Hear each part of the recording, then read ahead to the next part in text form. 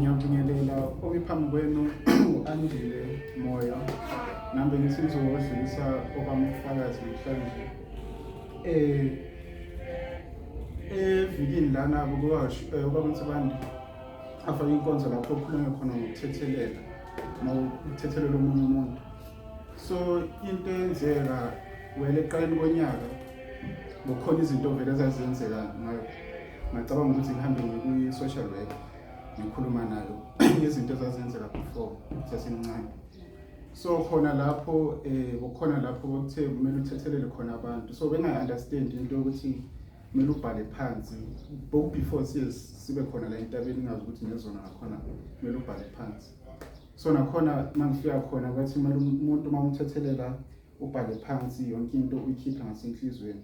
So konke ngakwenza ngathethelela bonke abantu kade bengenza kubo before kwasala ugogo wami ukhokho in fact ngoba ugogo kababa.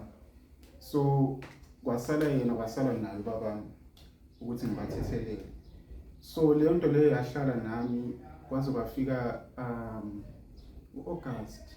So bukhona i-competition ebengiyingenela khona ngoba ngibona isimo esenjini ukuthi asikho sihle umuntu uzuna 22 mara akasebenzi.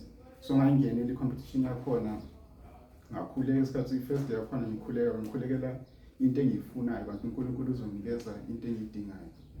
So ngangingenela i-competition yakhona. So August kukhona lapho besibambele khona umkhosi for 3 days. Sibambele umkhosi we-emoji inkonzo zangoJuly noPLR ngicabanga no-protection day. So khona lapho futhi waMthibande ekhona ekhulume khona ngokuthi kumele uqale ngokukhulekela ungasazikhulekeli wena ukhulekela abanye abantu.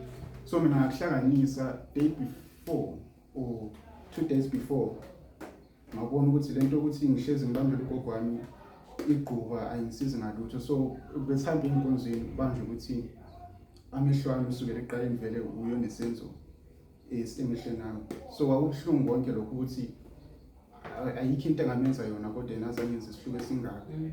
So wayehlezi enhlizweni yami ukuthi umuntu akaboni nje kungenxa yomunye umuntu. Singazi ukuthi nakhona naye bengazenzanga ulo umuntu osathane obengene phakathi kwakhe.